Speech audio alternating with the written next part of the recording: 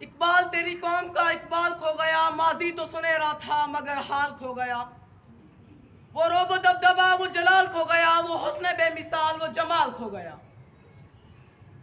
जनाब सदर, मोहतरम असादा किराम और मेरे हम मकतब साथियों, आप सबको अली रजा की तरफ से अस्सलाम वालेकुम।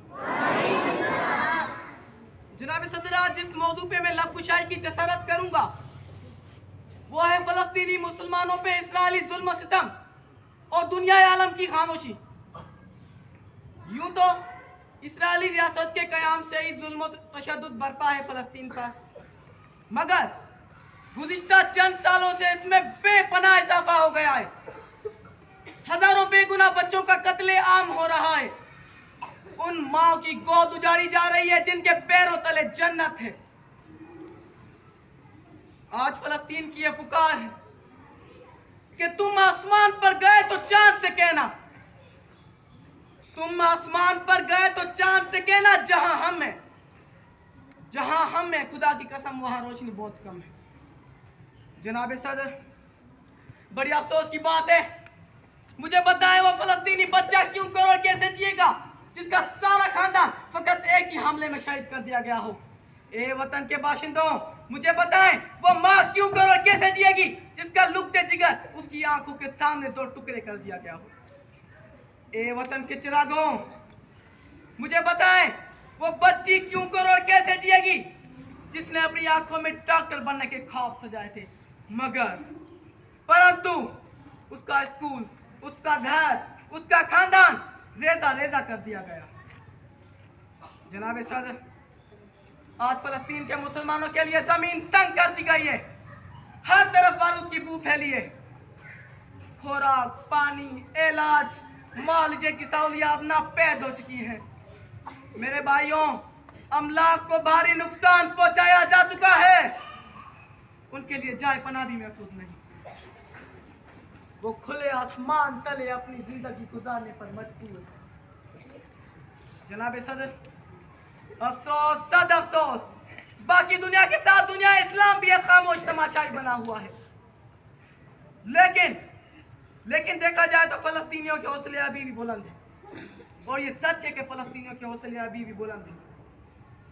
जनाब सदर, मैंने आज आपके सामने, इस असेंबली के सामने उस फलस्तीन की बात की, उस यरूशलेम की बात की जिसको कई सदियों पहले हजरत उमर फारूक रज़ी अल्लाह अन्हु ने फतह किया था।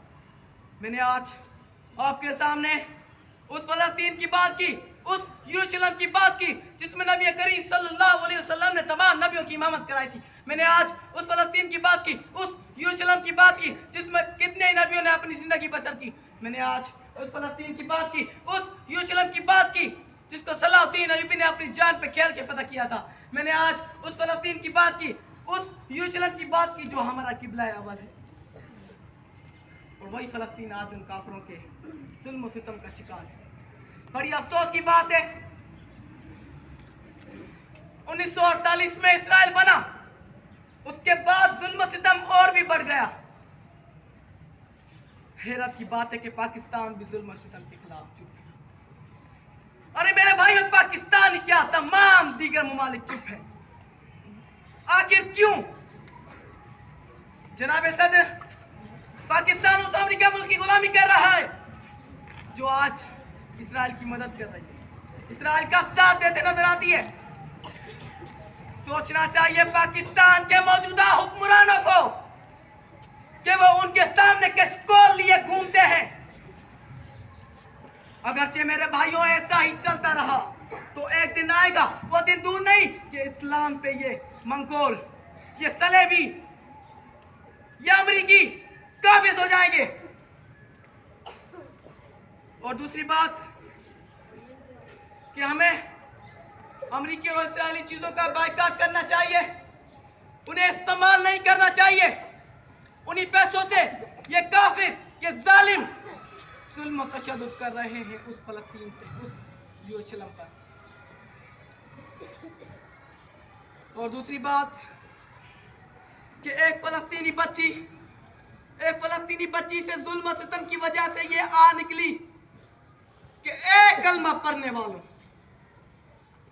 ए लोगों, तुम आज जुल्म सितम के खिलाफ चुप हो, मैं अल्लाह से तुम्हारी शिकायत करूंगी। तो यकीन जाने इन अल्फाजों ने मेरे दिल को छन्नी छन्नी कर दिया। मेरे भाइयों, ऐसे चुप ना रहो। जिहाद के 3 तरीके होते हैं। एक तो जंग करो जालिमों के खिलाफ, एक तो आवाज उठाओ जालिमों के खिलाफ, या तो दुआ करो। तो हमें इन तीनों में से किसी एक तरीके को अपनाना चाहिए। और अब इन नामसाइब हालात में दस्ते दुआ बारगाह रब्बुल इज्जत दराज करने की जरूरत है कि ए अल्लाह, फलस्तीनियों की हिफाजत फरमा, फलस्तीनियों की मदद फरमा और इसराइलियों को ऐसे निश्तो नाबूद कर जैसे तूने फिरौन का तख्त उलट दिया था। सब कहें आमीन। और अब मैं आखिर में अली रज़ा इन लफ्जों से अपनी तकरीर का इख्तिताम करके अपनी जगह लूंगा कि कहते हैं कागजों की बनाता था कश्तियां, कि कहते हैं कागजों की बनाता था कश्तियां, हाथों से अपने पार लगाता था कश्तियां। बच्चा मिला है आज वो साहिल पे मौत के, बच्चा मिला है आज वो साहिल पे मौत के। कल तक जो पानियों में बहाता था कश्तियां, कल तक जो पानियों में बहाता था कश्तियां। आप सब भाइयों की समातों का बहुत बहुत शुक्रिया।